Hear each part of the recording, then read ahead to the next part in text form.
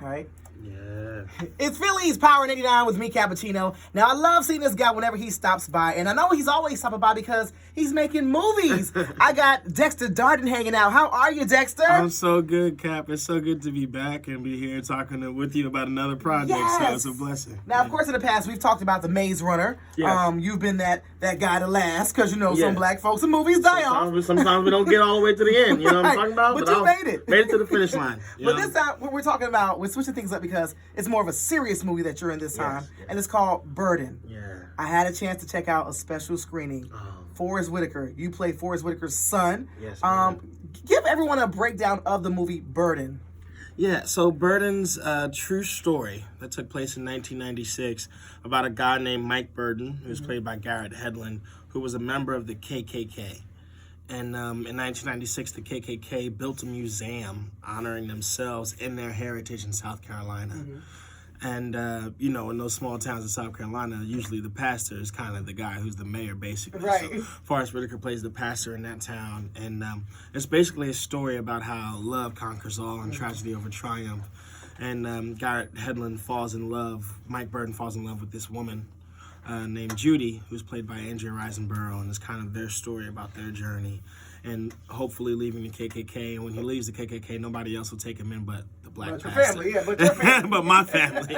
So Crystal Fox plays my mother, and Forest Whitaker plays my father, and then I play Kelvin Kennedy, who is the son of Forrest. And with your character, Kelvin, it's kind of like you understand what your dad is doing, but at the same time, you have a huge disagreement with your dad because of something that happened with one of your friends with the KKK. So it's kind of like you and your dad clash in the movie a bit, but you're still trying to be understanding. Yeah, I mean, so the thing that we try to do is we just try to give you different perspectives in this movie.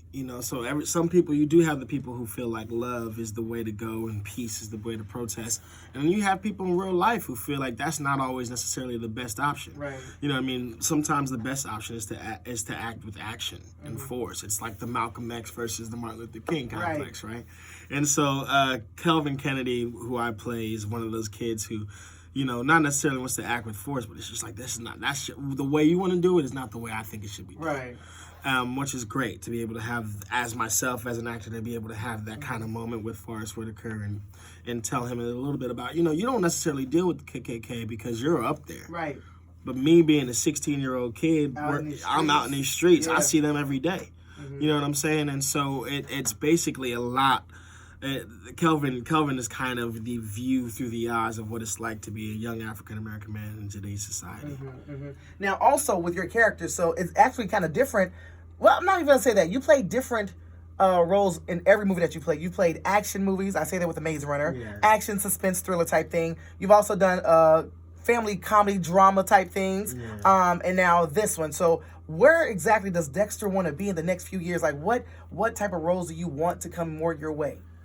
Dexter as an actor doesn't really see himself having any kind of restrictions. Okay. And that's not necessarily coming from a cocky or conceited place. It's just I'm open to every opportunity Right. if it's the right role and if I feel like the script moves me in a certain way.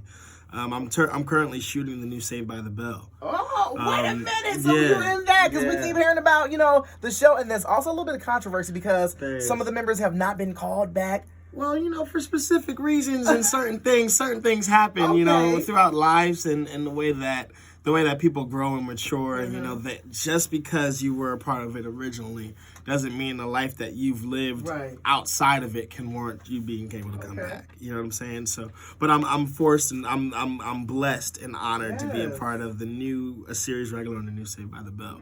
But that character alone that I'm playing I can't really say much about it yet. But he is somebody who, when the script came across my desk, I was interested in it. You're just like a burden. As the script came across my desk, I was like, I want to audition. I want to be a part of this project. So at what point do you feel like you will have surpassed playing the teenage and kid roles? I don't want to say kid roles, but the teenage roles, and be that grown man with kids in movies. Like, at what point? I thought it was going to happen for me 2 years ago, to be honest. But I talk to Forrest pretty often, and I get the chance to talk to Usher a lot too, which is like really, really special. And I was like, man, when Saved by the Bell came by, I was like, I don't know if I want to be stuck in high school. And they were like, you better want to be stuck in high school as long as you possibly can. Right. And just because I'm in high school, just because I'm playing somebody young doesn't mean I'm not telling a story that is important. Okay. You know what I'm saying? And so, like, I'm playing the son of Forest Whitaker, sure, and I wish I was playing something a little bit more leading man. Right. But I'm still telling a story that's pivotal and important to me and important to our generation of what it means to be a young African-American male. I love it. I love it. Now, as far as Burden, I had a special screener for it. Let everyone else know when they can check out the movie. Yes. So it's coming out in small select theaters here Friday, March 6th. Mm-hmm. But I'm also going to be doing a screening and premiere for it here with some of the members of the cast and crew. I can't say who yet. Oh, but wait, can you at least tell us the date? It's going to be March 28th, which is Saturday. So by then we'll be open in more theaters. And we just do these, we do a red carpet premiere and just to bring that taste of what it's like to have a premiere in the South Philly, New Jersey area. In the Philadelphia, South Jersey area. And I know it's something special to you because you are from the area as well. Yeah. So that's definitely a homecoming thing for you. Yeah, I grew up here, and I grew up longing and wanting to be in TV and longing and wanting to be in film, but I never really got a taste of it. And so there might be another little kid who has aspirations and goals of wanting to be in films, and they might not now have the opportunity to see what it's like to be a little taste of Hollywood.